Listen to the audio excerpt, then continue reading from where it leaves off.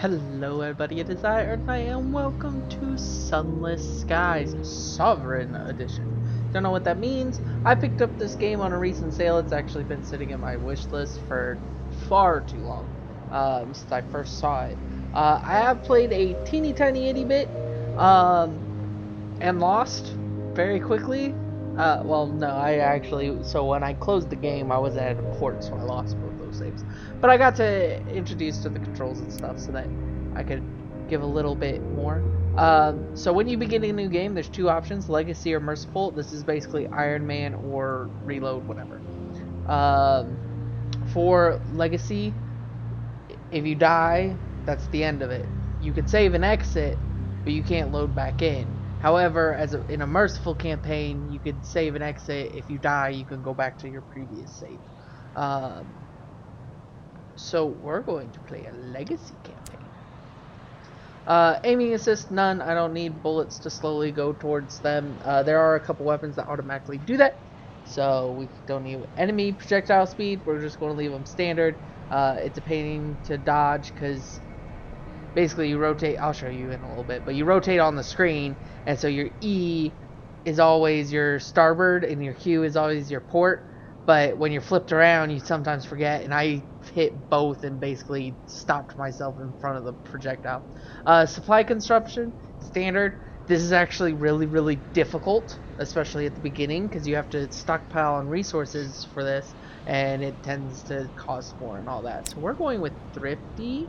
It makes it a little easier, but not much easier. I've ran out of supplies multiple times, even on thrifty. So the other option is provident, which would last much longer, but I haven't gotten to that point yet. So I'll just keep using thrifty. I have run out of supplies, but distances isn't usually that bad. And then I found out that in another port I could actually get supplies, even though I forgot.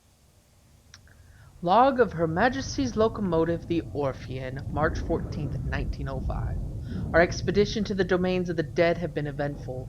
The Orphean is damaged and in grievous need of repairs and supplies. We are returning in haste to the Reach, where I hope to make port in New Winchester. May God be with us, for 1,000 deaths await in the sky. Final entry of Captain Amelia Charity Whitlock, DCM, written shortly before her death.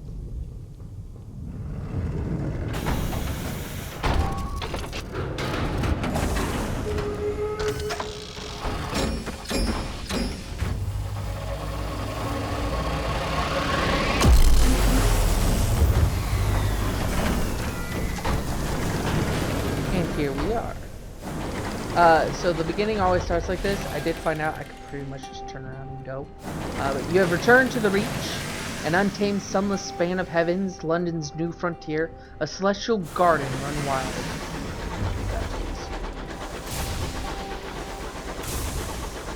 Your journey back from the Blue Kingdom was tumultuous. Your locomotive is damaged and Captain Whitlock badly wounded.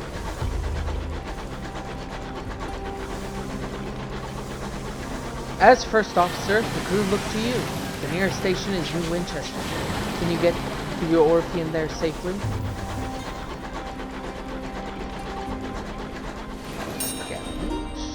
Got a new fuel. Much to the relief of your stokers, you find a barrel of fuel among the deck shelves. A wreck drifts here, less fortunate even than you. We could scavenge her for repairs, the crewman suggests. The wreck of the Ozymandias. The wreck bangs in the sky, pocked with recent gunfire. You and the boarding party don your sky suits, garments of waxed canvas lined with felt to protect against the cold of the sky. Two of the crew are whispering as they dress. What business did Captain Whitlock have in the Blue Kingdom anyway? Why the devil did we trespass on the districts of the dead? You silence him. Now is not the time. Leap across the wreck. The gap between the two engines isn't wide, but the endless fathoms of heaven gape beneath it. You jump. Your stomach lurches with vertigo as the stars blaze above you and below. The air of the heavens is thin and torn by unpredictable winds. When your boots hit the running board of the Ozymandias, and your leather-gloved hands fumble for a hold. One of your companions throws you a line, and you lash the two engines together. Only then do the rest of the boarding party follow you. One of them forces open an exterior hatch, and you clamber inside. Her interior is cold, unlit, and whistles with the wind. Your party's lamps spread buttery light over the narrow paneled passages. You make your way towards the hold, stepping over bodies crumpled in the corridor. Unfortunately, your way is blocked. A bulkhead has been mangled inward by a well-aimed barrage. Clear the obstruction, you locate strength pipe and pry bar, or lead your party a more precarious path. Go back to the hold, climb past blockage, enter a window. So, obviously it's a dice roll. I will point out that the first time I played this, I had 25%. The second time, 50%. Now, it's giving me 75%. And I always choose this one because so there's iron, and then there's veils, and then there's mirrors, which I think is an eye, and each one represents a different stat that you'll get as a captain. So we'll do this one. Oh, I've actually succeeded for once. A memory. As you strain the stubborn steel, you remember an event from a year ago. A boiler explosion had trapped an engineer under a tangle of plating and pipework. The captain was first on the scene. You were second. Together you managed to pry the wreckage upward enough for you to crawl beneath it, while the captain braced the bar across her back. By all means, take your time, she grunted, as you dragged the engineer out. Back to the present, the twisted bulkhead yields. Your companion cleared the exposed rubble away. The way is clear. You have reached the Ozymandias' hold, a ruin of smashed cargo and spilled supplies. Hopefully, somewhere amidst the detritus, you can find parts to repair the Orphean and restock your stores. It's funny how this is italic, because this is the name of the ship, so per at least American grammar, you're supposed to either underline it or it'll be for it to be like this. But the Orphean here isn't. That's very strange. Probably just a bug. Conduct a thorough search. Your companions work quickly. The Ozymandias' hull has begun to creak. Your action on board may have compromised its integrity. Renewed. You find enough food and gear to restock your supplies and enough spare parts to make necessary repairs to the Orphean. See? It's italics. The food will need to be thoroughly thawed, of course, but you've eaten worse in the skies. Oh ho! Cries one of your party, prying the lid off a crate. It holds a cannon, still nestled in straw. Another crewman pulls a battered bird cage from a pile of ruined cargo. Within the cage, something winged and furred opens its sullen eyes. You examine your finds. So, down here is our supply count. So we have the amount of crew we have, 8 of 10. The amount of supply we can carry, which is 7 to 12. Our whole strength, which is right now at full. The number of supplies, so we have 5 crates in hold and 7% remaining. This bar is the percentage. And then our fuel, we have 2 barrels, 80%. And as soon as it empties, it automatically refills as long as you have one of these. And this is your terror. So as your terror grows up, you hit these milestones that start inducing nightmares, and that's a whole nother thing you gotta pay attention to. So we've gained 4 supplies, 5 in total, and you gained 15 hold. New total of 30. So we have 30 hold. The Ozymandias emits a long, juddering creak. Your boarding party exchange nervous glances. From the chaos of its hold, you have retrieved repairs and supplies, and discovered some useful equipment. A gun that can be mounted on your locomotive, and an educated bat. Mount the Jerusalem cannon on the Orphean. Her own weapons were damaged during your flight from the Blue Kingdom. That leaves you vulnerable. So we'll claim that. Usually you can't claim both, for the record, but this time it does. Fire and Fury. The Cotterel in the Hathersage Jerusalem fires a single shell at a good range, more or less accurately. You order 2 of your party to get it back to your vessel and fit it immediately. The Ozymandias groans again. The structure shudders spasmodically. Liberate the diffident bat and employ it as a scout. The heavens are wide, so locomotives use scouts, like bats, to locate things of interest. Ports, resources, wrecks, like this one to scavenge. Eyes in the sky. The bat treats its rescue as an inconvenience, and immediately begins haggling over pay. You offer to put it back in its damn cage and leave it on the Ozymandias, at which point it becomes more polite. You doubt it will last. One diffident bat. Okay, so now that we have this, we could press on to the engine room, or we could just straight up return. I'm going to press on. So the wreck of the Ozymandias screeches and its metal buckles and tears. You press on through the shuddering corridors, searching frantically for the engine room. So here we have two options. One is based on heart skill, which is convincing and enduring. It's foolish for all of you to go. Send your quickest and lightest to retrieve the fuel, while the rest of you return to the Orpheum. So I've passed this, and I failed this one. Go yourself and conduct a hasty search. Send the rest of the boarding party back. Go in alone. And this is investigate. So Mirror is investigating and deducing. I picked this one. Oh, I passed it. Ha ha. You select two sprightly members of your party, and they dart on to the Ozymandias. The rest of you return to the Orpheum to wait. You chose wisely. The two explorers returned shortly thereafter, carrying several sacks of glistening black coal. They are lauded as heroes by your crew as you stoke your engines and steam away. Restocked, refueled, repaired, and rearmed. Gain 2 more fuel. Sweet. So that's that. So if we hit F, you'll see that the supplies go. But he goes out, he does a little circle, he'll come back, and then let me disable that because that gets annoying. So basically he's revealed this. Your scout has discovered something. And that is the symbol of a station. So you got station, platform, trans relay, wonder, horror, something ghastly, something grave, something that glistens, and something to crave.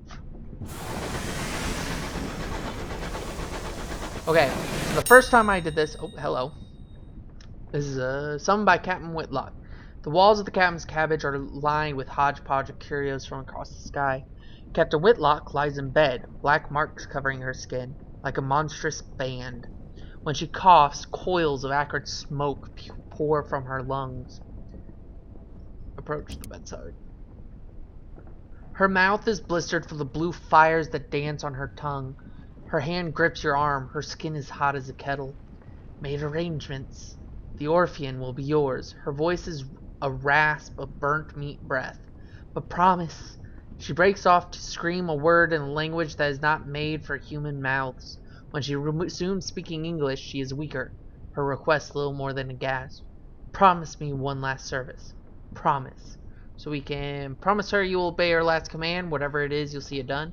Make no promise, tell her to rest. She'll need her strength. There is a hospital in New Winchester. They can help her. Pull away. What if her condition is contagious? Demand to know why she took the Orpheum into the Blue Kingdom. It was folly to visit the land of the dead. Now you are all playing the price.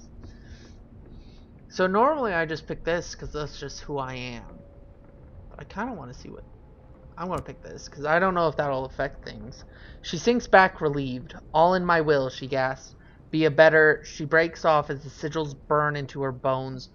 Flare... She breaks off as the sigils burned into her bones flare, glowing cherry red through her flesh and skin. Better captain than I.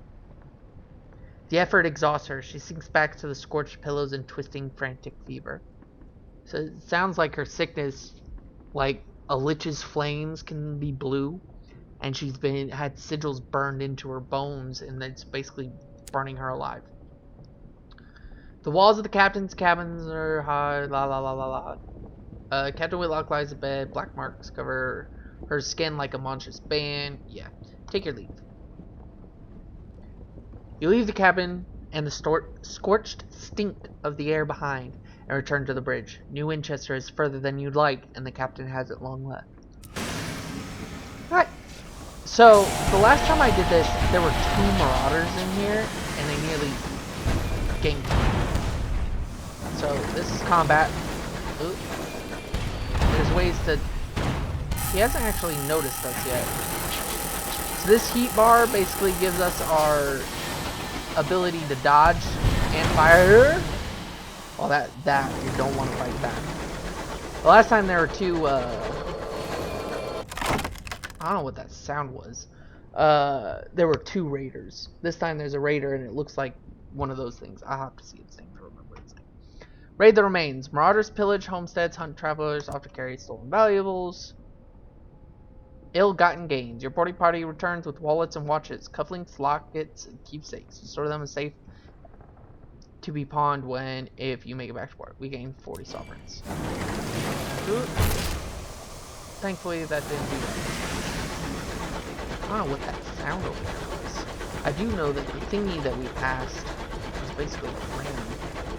I think it'll get killed. Because a lot of it, there it is. The further away it is, cantankery. I don't think it's going to start purging here in a second. Woo! Dodged it. So we can loot. The cantankery are lumbering, half-fossilized isopods. So they're flying roly-polies. That will attack anything they disapprove of. Given that they are very ancient and murderously grumpy, that means almost everything. The largest chunk of the cantankery still lives. They can be slow to die, stubbornness perhaps, or the sluggish journey of signals along their calcified nerves. Listen to its last caint. Its parting grumble is bitter and mournful. Your crew share tales of the cantankery to distract them from the noise. Gain experience, a sky story, and heal tears of the cantankery. Prize precious stones, or leave the beast. Deploy your canning equipment. Drill for scraps. So we need half-starved. You lack the equipment. So we don't have the canning. And that would be half-starved. I've never gotten there. I have gotten one in the last one I played, but by getting 2 whole. But basically, different events will end up giving you different, basically they're these upgrade options. So we're going to listen to the last complaint. The swan song, it booms like a cracked foghorn, as if death were yet another wearing some indignity it was forced to tolerate. They gather in old places, as Stoker says, and make those noises at each other, like they're planning something or telling stories. An engineer shakes her head. They only have one story, and it's about how everything is terrible now. Gain 50 experience, and you have 1 sky story. I've never had that before. But yeah, facets, that's what they're called. You can gain new facets. Did we discover? Yeah, we discovered Bancroft's Wall. So we're about to get new Winchester. There we go. 512 experience gained. You coast into the bustle, the din, the soot, and the steam of Wolvesey Station. It is clogged with other engines, scrappy mining locomotives from Lustrum Way, weathered explorers gleaming with frost, sleek company vessels with bright brass fittings. No sooner than you pull into the sidings than a brusque station master bustles over. He requests to come aboard. I must speak with your captain, he insists, brandishing a ledger. The usual formalities. Look at the Orphean's doctor. He has just appeared at your shoulder, his face solemn, his hat in his hands. He lowers his eyes. The crew exchange bleak, wordless looks. The Orphean itself feels suddenly more empty. The station master looks confused. You inform him that, unfortunately, Captain Whitlock has just passed. Ah, he says neutrally. Sorry to hear that. Very sad, very sad. He waits for what is considered an appropriate minute and a half before continuing. Alas, even amidst tragedy, the cogs of bureaucracy must turn. If Captain Whitlock is deceased, the station authority requires their answer from the first officer. He dons a set of spectacles and locates his pen. It will be relatively painless. Name, background, purpose of visit, etc. Shall we begin? And now, we create our captain.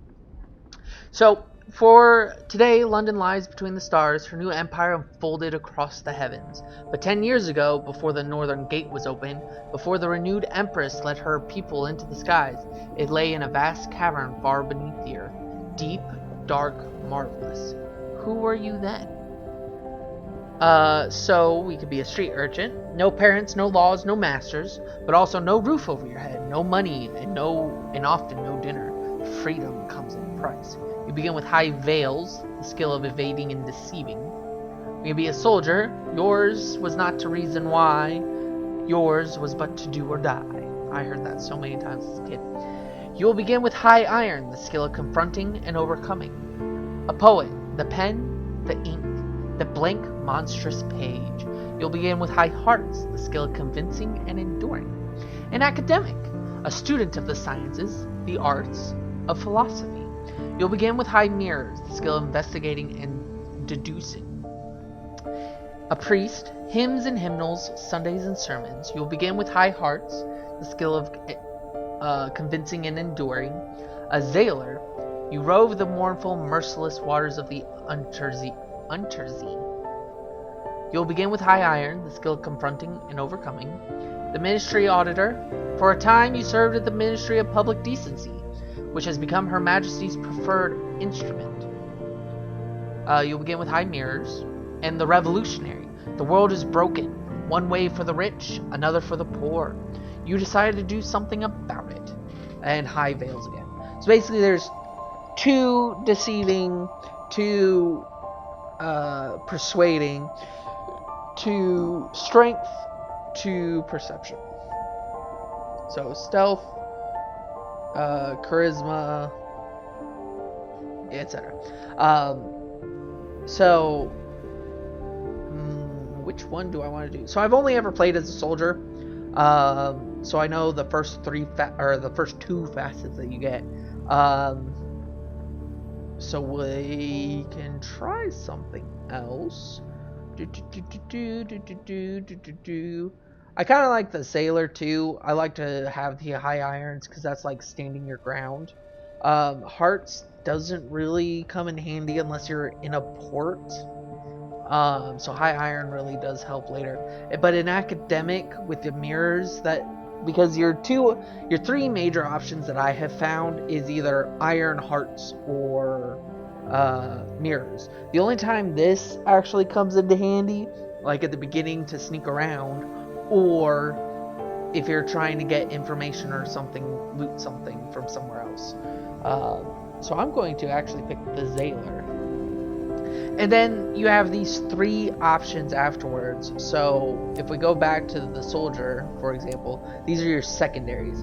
You are in the Royal Horse Guards, increase your hearts, and affiliates you with Bohemia. This is important. This is the part that's very important. Who it affiliates who it affiliates you with. So the Royal Guard horse is usually what I picked. Because the other 2 just didn't appeal to me. But if you go like the priest, you can have the parishioners. Sisyphus had it easy. You never had to contend with Mrs. Quigg. A bright-eyed sequencer, the Bishop of Southwark. And each one has its own unique separate thing. So for the Zailer, we're automatically starting with iron. We could be, you smuggled Her Majesty's Navy and a great many opinions on what should and shouldn't be sold in her territories. Your own opinion, or rather differently. Increase your veils and affiliates you with villainy. You explored. You were far, lonely journeys. You endured nameless hardships. You rallied your crew in the face of utmost uncertainty. Affiliates you with Academe. That's new. I've not been associated with them before. You fought. You bought and you sold. You were a merchant. A precarious life lived on the knife edge between fortune and ruin. Increases your mirrors, skill in investigating, deducing. Affiliates you with Bohemia. I actually kind of want to take Academe, but I'm going to take this one. So here's our 3 options, our method of winning. Wealth, collect a lot of money. Fame, get known. The truth, it's best if it says beware the demanding ambition, best played a lineage that has already completed wealth or fame. Because if you complete one of these, you can continue on to the other one. But you want a comfortable retirement. And by comfortable, you mean extravagant. Many have made their fortunes out amongst the stars. Many more have failed, broken and lost in the drifting night. Will you be any different? Fame, you will be immortalized, your exploits in the song of the sky. For centuries, people have launched themselves into the unknown in hope of making a name for themselves. You're sure you'll succeed. After all, you never heard of anyone who didn't. And the truth. Even the stars have secrets, but they won't keep them from you. A message from an old friend begins an unwise quest to learn a secret that the stars hide. What drives you? Curiosity? Justice? Insolence? Whatever it is, it will be tested. We're going with wealth because I like money. So here we can pick our avatar. Usually I go with no hat, get a ponytail. But as you can see, like, there's different hairstyles that you could pick. Ooh, that looks like Rezo, like 100% looks like Rezo. If that was like curlier, that'd be my hair right now, actually. That's actually more my hair right now. But I usually go with this one. And then your brow. The biggest thing is like this guy is wearing goggles. He's clearly wearing goggles. That's what I want to go for. Monocle glass, and we're going back to goggles. If we're wearing goggles, and then you can change your nose. That one actually looks pretty decently. Your chin. Beard and mustache. Big beard and mustache. And that looks about right. And your clothing, like this is a military uniform. That's definitely a captain's uniform. This is a thief's uniform. But since we're going to be dealing with a bunch of smog and stuff, that would 100% be. Term of address, this will determine what people call your captain, but your captain's gender is up to you. Citizen, captain, my lord, my lady. Specialist, doctor, professor, officer, archivist, principal, administrator, secretary, intendant, nurse, comrade. And then we'll do the standard Earthknite. So you were a Z captain. Oh, so it says Z instead of C because it's out in the stars. That's funny. You remember the bat swinging across the still black sea, the distant lights of London calling you home, salty prayers offered to heedless gods. It was a hard life and often a short one, but you made your mark. What were you known for? You bought and you sold. It took a keen mind to coax a profit from the hungry waters, and a keener eye to spot the pirates and monsters drawn by your precious cargo. After a good haul, you made sure to enjoy the finer things. And this is the same. So we're starting off with 25 iron, 10 hearts, 17 mirrors, and 10 veils. Usually I have these two as 10, and then I think it's actually 27 and 17 for irons in them. And then that's our appearance. 3 weeks have passed. This morning, Captain Whitlock received a simple memorial service. Her body was consigned to a necropolis train bound for the serene mausoleum. Now you sit with a handful of her relatives in the threadbare offices of her solicitors. A methodical notary is reading the will. The captain was wealthy once, but squandered her capital on mysterious expenses before her expedition to the Blue Kingdom. The captain's relatives, from whom she was mostly estranged, are clearly wondering why you are here. True to her word. In a final codicil, the notary announces, Captain Whitlock confirmed that possession of the Orphean was to pass it to its first officer. He peers at you with dry, gray eyes. This includes a certain black box contained in the Orphean's hold. Captain Whitlock's final request was that, at a time of your choosing, you transport said box to an address in London. He hands you an address card, and deposit it there. You are not to look inside. She gave no explanation. That's it. You're captain now. The Orphean is yours. So we earned Captain Whitlock's legacy.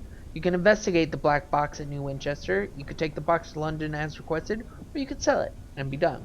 You have been bequeathed a large black box, which once belonged to Captain Whitlock.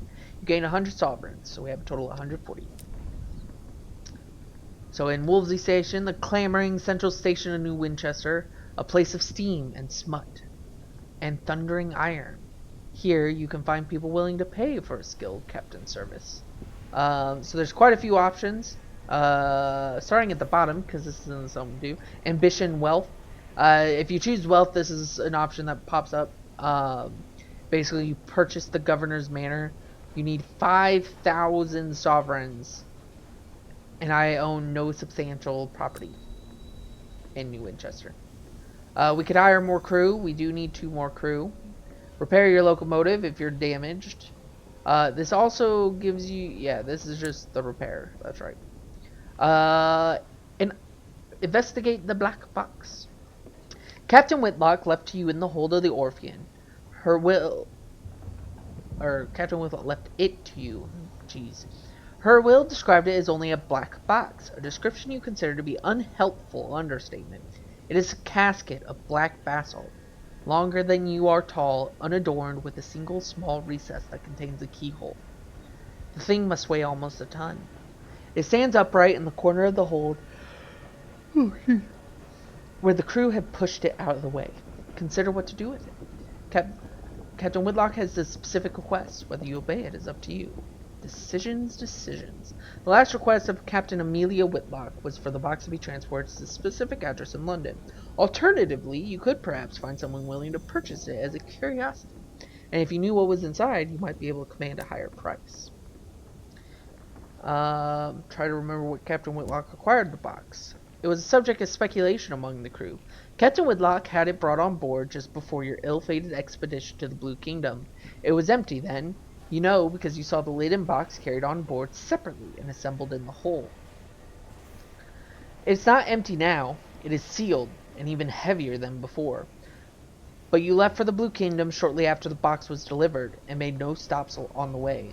So whatever is inside the box now, Captain Whitlock found in the Blue Kingdom.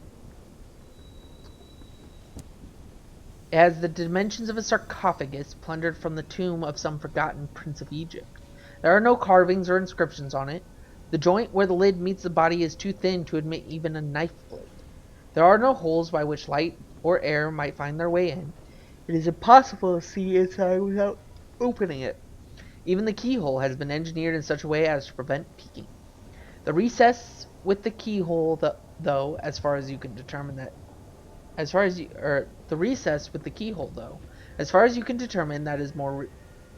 is a more recent addition to the box. The stone has been drilled and chiseled away to create a space for a modern metal lock. So we could sell the box as a curiosity. The higher our affiliation, the better. If we figure out what's in the box, we can do something. Consult with an academic. He comes to recommend by several acquaintances. He will give you a rarefied opinion, but if you have an unusual trophy from your dirty, share it with him.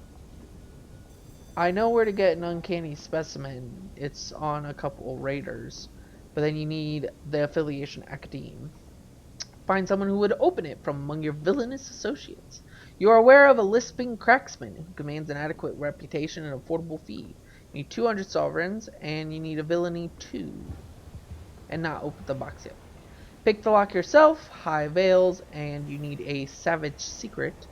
Or detonate the lock with a modest explosion, which is high mirrors and carefully packed crates. So we can go back from there. The other thing is an opportunity. The fastidious inspector. Excuse me, Captain. A woman pushes through the crowd towards you. She is short and square-shouldered in a neat black suit and polished shoes. She shows you the case of her pocket watch. It is embossed with the crown and hourglass of London's horological office, the body responsible for ensuring time is consistent across the empire.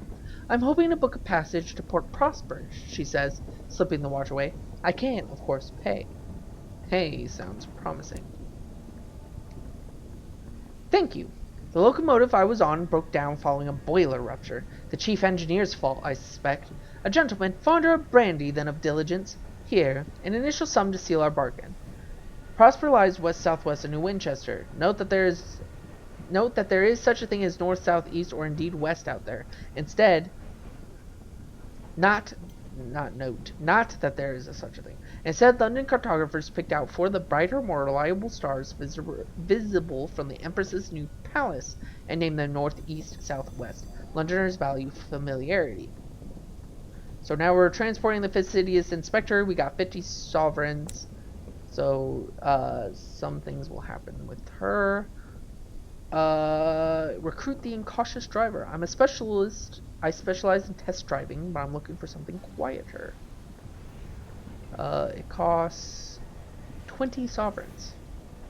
I'm a specialist in test driving, but I'm looking for something quieter. The driver indicates a crashed engine, still smoking, like that, without the screaming. What harm can I do? This will give you a chief engineer who will increase your iron by 6, your hearts by 2, and your affiliation establish it by 1. I will take you.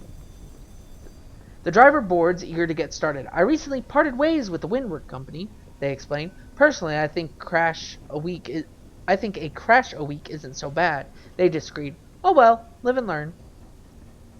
Lost 20 sovereigns. So now we can explore the city. The smoggy, clanking, singing, stamping, thronging, frantic heart of the Reach. an ever-expanding port of soot-smudged glass and bright steel spilling across the drifting mist-wrapped archipelago. Its factories thunder, its engine sheds ring with hammers and hiss with steam. Locomotives chug to the sidings for repair, or flare across the sky and away into the high wilderness. An opportunity to live about trading. The porter at the station advised you to visit the nearby pub, the Promise of Days, and talk to the seasoned captains there. They keep their ears to the ground. They'll know an opportunity or two. So if we visit the Promise of Days, a club where seasoned captains gather, trade stories, and share advice, old pistons gleam on the walls. The shelves are crowded with mementos from across the sky. The clientele raise their voices to be heard above the comforting clamor of the adjacent engine yards. Introduce yourself to the seasoned captains. They are always happy to offer words of advice, sometimes many words. 4 are gathered at the usual table. The masked citizen, a libertine, a polymath and pioneer of the neon nocturnal artistic schools. The bedeviled didact, a scholar haunted by his discoveries. The plucky baroness, explorer, collector, philatelist. I don't know what that one is. I know a philanthropist. And the spatchcocker Meg, who hunts monsters. Of course, everything out there is jolly dangerous, says the baroness. Few risks the skies, so news of distant ports is valuable. Collect port reports from places you visit, and deliver them to Victory Hall or Company House. The more you turn in at once, the more they'll pay. Look for other opportunities on the way, advises the masked citizen. Passengers who want transport, rich men in need of bloody work, etc. Ask them how to make your fortune through trade. Between them, they've carried Navarrete gemstones from Eleutheria, souls of the Blue Kingdom, and raw hours to London. Have they any tips? Ah, the didact says, fiddling with his innumerable talismans, an essential topic. Meg slides you a stool, and the captains shuffle around to make room. The masked citizen buys you a drink of their own invention. It is violet and foggy. The plucky baroness gives you a brisk, encouraging grin. Ask away. How can you buy and sell goods? So this is basically a tutorial, but it's really story-driven, so I'm going to read it all, because I enjoy the story-driven part. You can sell practically anything at the big trade hub like New Winchester, the baroness answered. If you want to buy, though, you'll need to go to travel more distant ports. Each specializes in a particular export. Meg spits chewing tobacco on the floor. No money in buying at a market prices and selling at them too, though. You want to look for bargains, or prospects of people offering better money. Buy cheap, sell dear. You can sell, not buy, any trade good at a major port. Lesser ports each sell a single good. You can see what a port exports by selecting it on your charts. So we can ask about prospects. The masked citizen sips their drink. The biggest port in the region has a bazaar where captains do business. There you'll learn of people who, at other ports, prepared to pay over the odds for a commodity. When you accept the commission for a prospect, it's yours. No other captain will pursue it. It's all fantastically civilized. Their smile is droll. You'll have to source the goods yourself, of course, says the bedeviled didact. Find a port that exports them. The client will want a certain amount. You can supply some of it, some or all of it, but you provide all they need. They may furnish you with additional reward. Accept prospects at the bazaar at major ports. We will be taking one of those because we got to go down there anyways. A trading opportunity. Ask them if they know of any good prospects. In fact, I do, says the masked citizen, tapping an elegant finger on their elegant glass. The host of Magdalene's needs urgent delivery of seeds, paying pretty penny too. If I were you, I'd get to the bazaar right away, put my mark against it. Meg grunts. Broker in Port Avon is selling cheap seeds. Chirpy chap. God knows why. His face looks like he's been pushed through a mangle. An opportunity. Port Avon lies west-northwest of New Winchester, and Magdalene lies south-southwest of New Winchester. So these opportunities also give you, for example, that. Bid them goodbye. That's pretty much all I need to learn from them. Onwards. So, We need to go to shops. So over here we can select shops, the bazaar, and seeds for maglets. Claim. This is a new one. Because normally I have a guy that wants weapons, but because I have a different 5 consignments of ministry approved literature. Trader Woods lies to the northwest of North New Winchester. So the bazaar, Abraham's Engineering, this is where we can get better things, like additional cargo bay. But they're super expensive. So like there's tier 1, tier 2 things. I do want this though. We'll need to get the mining array. We definitely need one of those. And then if you're selling things. Victoria Market, you can buy fuel and supplies or sell pretty much everything. As I said, you can sell everything, but you can only buy those. And then Wool's Engine Yard is where we could buy better things. And it looks like I get a... Actually, it costs more. I think it's because my affiliation isn't high enough yet. So we're going to dock. So we should be pushing experience. Yeah, there it is. So we're pushing experience. And these are the facets. So we're a Zailer. And then each facet we can unlock more as we go along and do certain tasks. Find certain things, etc. So we just gained 57 experience for finding Victory Hall. And basically it's an assembly, a coalition of independent-minded settlers, colloquially called the Techites. Gather and argue here. Deliver port reports here to receive rewards and win the Techites' favor. We don't have any port reports, so we're going to hop out of here. But then there's one more. This is the one I actually go to because I want to be on good terms with her Royal Majesty, especially seeing as get him to the company.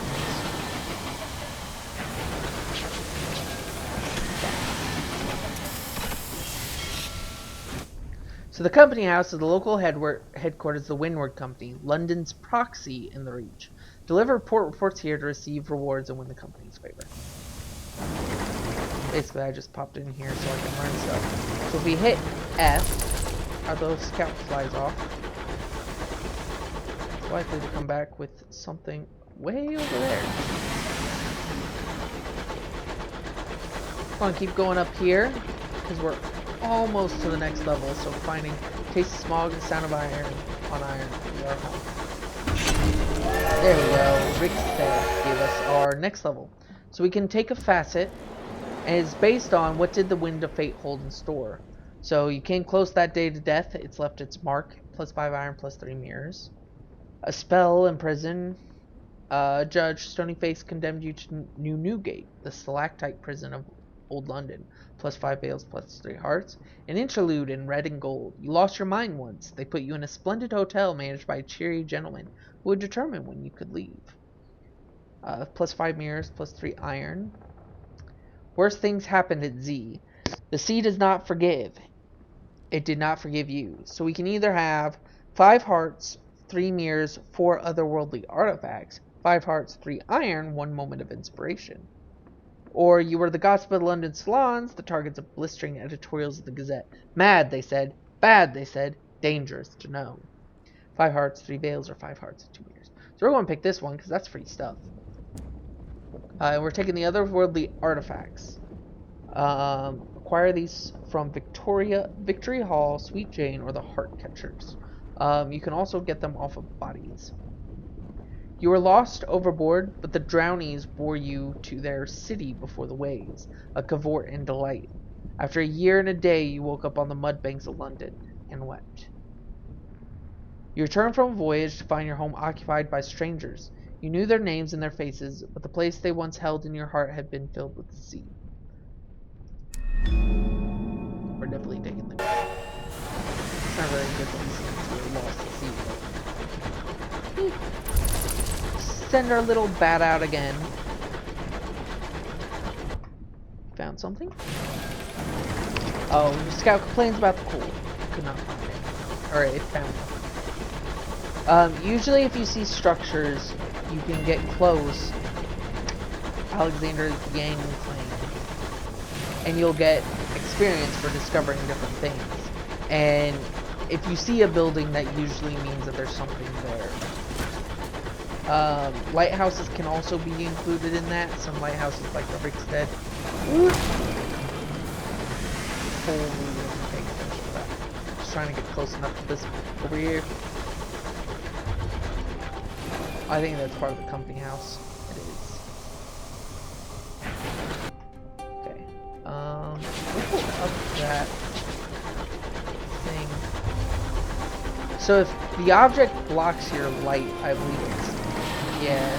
If the object blocks your light, then you know it's on the same level. Because as you can see, basically the world, we were stuck in a bunch of caves inside the world.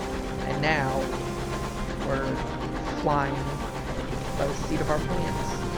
Oh, a desolation of tumbled stones and cracked altars that was worshipped here in those days, in those forgotten days. So this requires a saint, which I do not have, obviously. Let's see where it comes back with. Ooh, a port. We'll go see what's over there. But these objects require a saying. They're basically ancient. It's part of the Academe. Old stones and forgotten ruins lie tumbled in the sky. Ruins claw the sky, the work of giants. The nowhere in.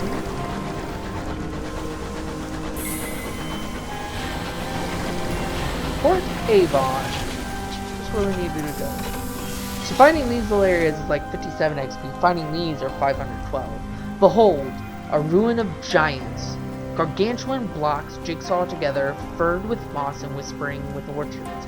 A bucolic village nestles amongst them. Smoke coils daintily from the chimneys. A leisurely game of cricket unfolds in the village green. Disembark. A ramshackle dock juts in the sky beside a farmyard, scouted with rusty locomotive parts, plating, piping, and a chugging motor with the innards exposed. An oily-faced, black-haired girl waves your locomotive into a position. "Welcome to Port Avon," she calls. As you disembark, a rich knot of scents greets you, leaves and wood smoke enriched by an infrequent but pungent intrusion of goat. Port Avon welcomes visitors, but your novelty will wear off the more time you spend. When you visit in the future, you may need to bring something to keep them friendly. So we have, our welcome is now free. So we have 3 of those. So we can write a port report, obviously. We want that. Were it not for the talk of smugglers and sky beasts, you could easily confuse this place for a village on the world you left behind. It's quite peaceful here, apart from some fuss over a newspaper delivery. Villagers frown and change subject when you ask about it. So that's a port report. If we brought caddy of dried leaves, we could have host a tea party, which would probably give us more of that. Recruit a repentant devil. He's looking for passage. He claims to be useful. He doesn't ask where you're headed. Give you a signaler. How much is he? 100? Yeah, perhaps not. No. Port Avon spills prettily across the sections of colossal drifting ruins. Its orchards bask in the evening gold light of distant nebula. Oh, we already put there. So we have the village green. We have the Aurorial Sommelier, someone who's grafted brass wheels to the carcass of an old armoire and impaled the top of a jaunty damask umbrella. Some sweet wines, sour wines, subtle wines and sinful, spirits of every vintage, save, of course, the Hesperidian cider. He gives a small, sad laugh. I know, because I looked. This is the only place with real apples, but even here that cider eludes me. He beckons you with a gloved hand. Ask him about Hesperidian wine. Come here, come close, and listen. You're effervescent thing. I have a story, an associate of mine, who once gave me a sip of it. One golden drop to place under my tongue, and my life was changed. Our carnivorous pleasure steeps in his voice as he speaks. I went back to the store immediately, of course, but the price was too much. And then eventually the dreams drained away, and now I'm here, serving wine to drunks. His laughter is black and bitter, but the auroral sommelier gives you the address nonetheless, just in case. If you decide to risk the same grief, savor it for me. So, finding an unusual shop in London. So, we've already spent our 3 items, so we don't want to do either of those. Nowhere in. Ooh.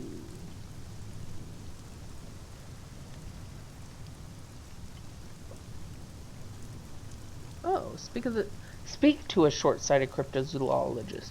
She perches on a stool in the corner, staring at a map of the Reach. I could have must have taken a wrong connection at New Winchester. Intercede in a mushroomy matter. The pub is out of a scrumpy. The barman blames creature. The cross between a mushroom and a jellyfish, swaying its seat in a bar.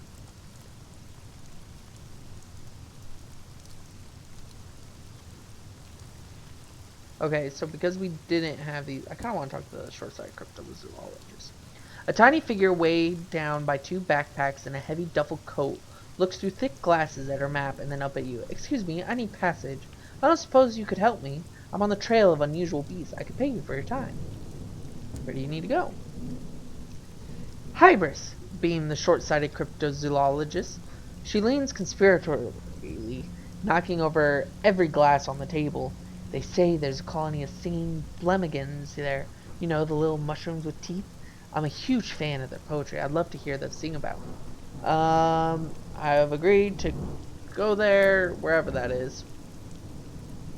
Does it say where? Hybris. That's where we're going. Perhaps not. Going to shops, going to the bazaar. They require the 3 seeds. Or no, we need to buy the 3 seeds from here. And we go to Sharma and Sons, and they're buying those. We should be fine on that.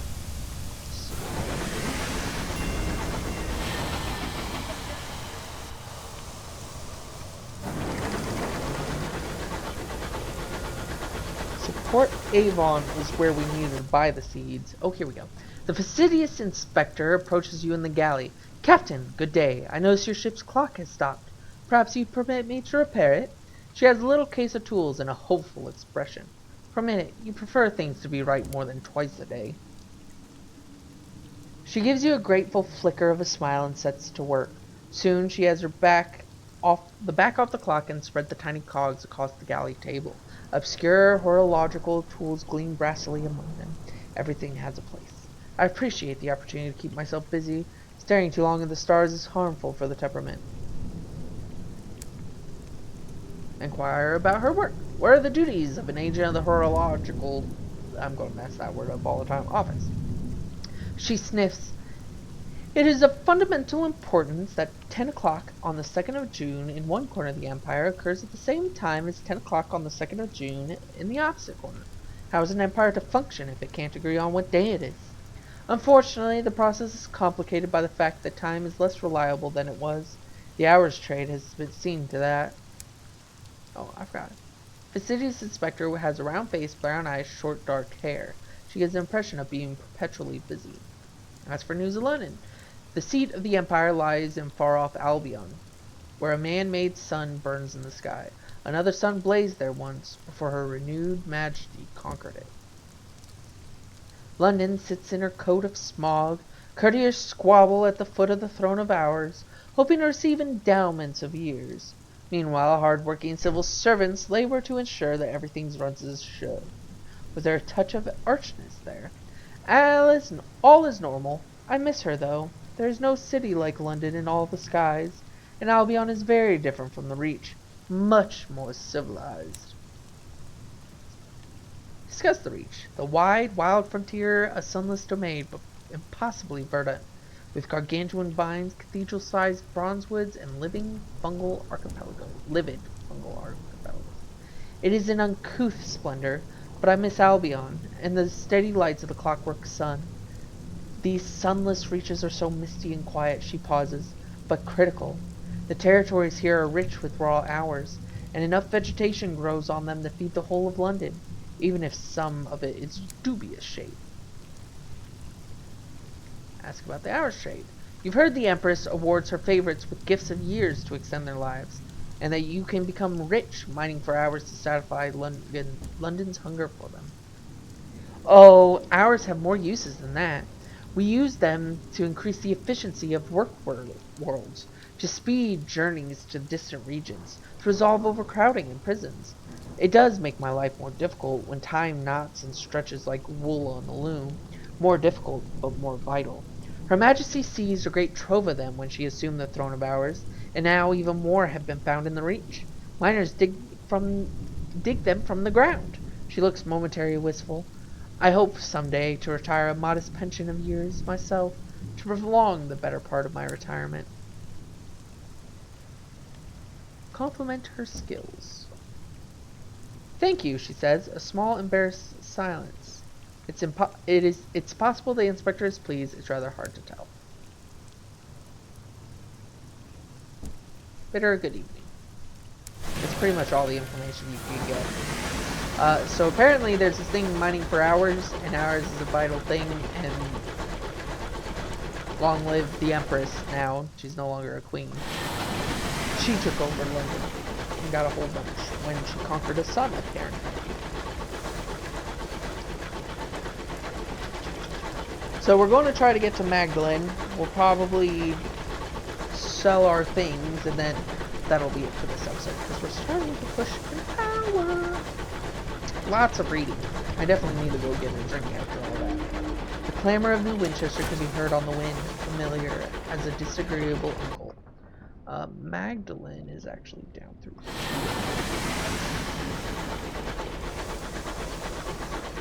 This is the place we can probably see. Hodges Crucible.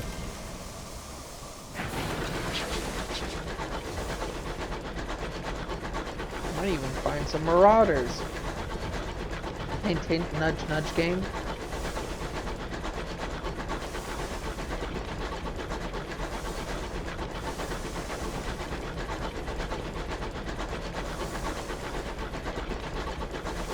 Oh, nope, that's a Tackety scout. We did find the other spot, which means we're actually relatively close.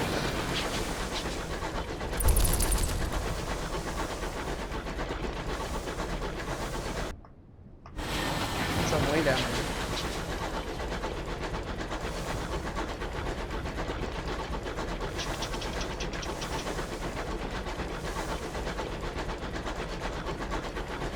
Wait a minute. Ah, shoot. We might have to fight something other than marauders.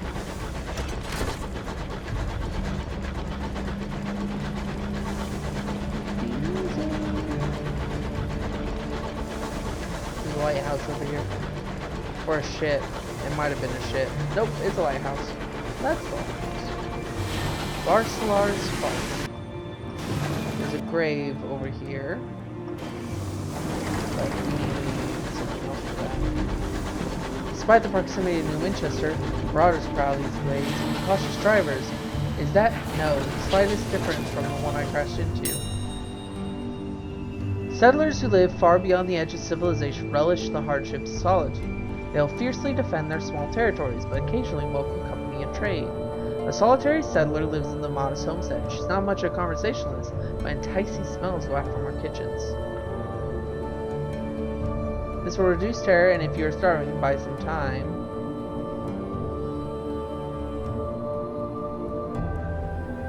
We don't have...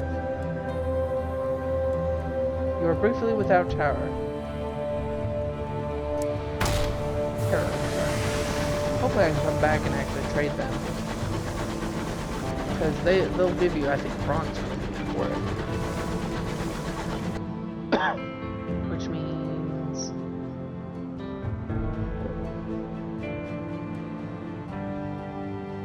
I think I gotta go this way, actually.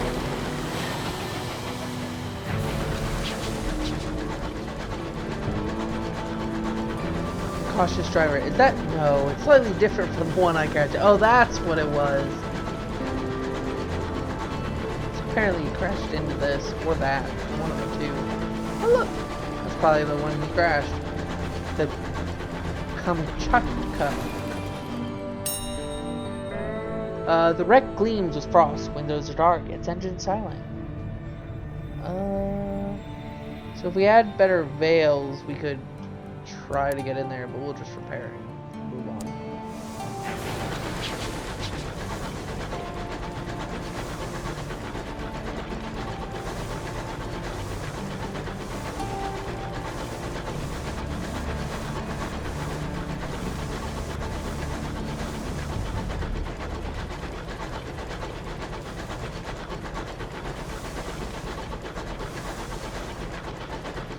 Pretty that background is.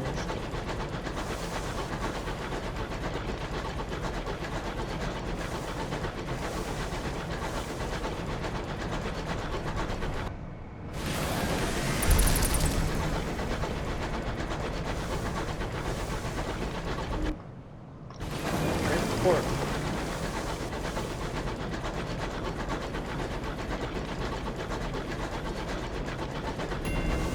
Perkins Cox. And there she be. Magnets. A new port. The crew are released when crafts on Hawaii's land.